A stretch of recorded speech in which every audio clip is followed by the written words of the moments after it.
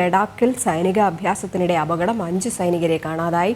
ടാങ്കുകളുടെ പരിശീലനത്തിനിടെയാണ് അപകടമുണ്ടായത്. ജലനിരപ്പ് പെട്ടെന്ന് വർദ്ധിച്ചതിനെ തുടർന്നായിരുന്നു സംഭവം. ഐസൻ ജോസ് ചേരുന്നുണ്ട്. ഐസൻ, എപ്പോഴാണ് ഈ അപകടമുണ്ടായതായിട്ട് സൈനിക വൃത്തങ്ങൾ പറയുന്നത്? മറ്റെന്തൊക്കെയാണ് ഏറ്റവും ഒടുവിലായിട്ട് ലഭിക്കുന്ന വിവരങ്ങൾ?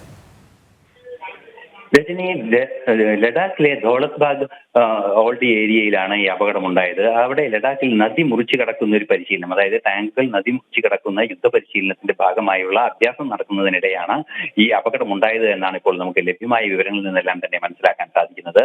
ഈ നദി മുറിച്ചു കടക്കുന്നതിനിടെ നദിയിലെ ജലനിരപ്പ് സ്വാഭാവികമായും പെട്ടെന്ന് ഉയരുകയായിരുന്നു. നമുക്കറിയാം, ഹിമാലയ പ്രദേശങ്ങളിലെല്ലാം തന്നെ നദിയിലെ ജലനിരപ്പ് പെട്ടെന്ന് ഉയരുകയും താഴുകയും ചെയ്യുന്ന ഒരു പ്രതിഭാസമുണ്ട്.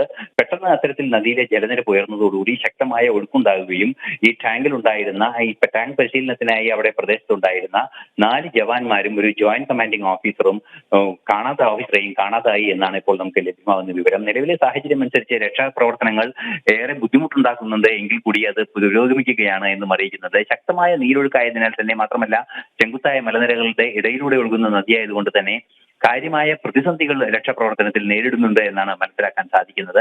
അല്പസമയം മുമ്പ് ഈ അപകടമുണ്ടായ ഉടൻ തന്നെ രക്ഷാപ്രവർത്തനം കാര്യക്ഷമമായി നടക്കുകയും ചെയ്തിരുന്നു. നിലവിലെ സാഹചര്യത്തിൽ 4 ജവാന്മാരും ഒരു കമാൻഡിംഗ് ഓഫീസറെയും ജൂനിയർ കമാൻഡിംഗ് ഓഫീസറെയും കാണാതായിട്ടുണ്ട് എന്നാണ് സൈന്യം നൽകുന്ന വിശദാംശങ്ങൾ.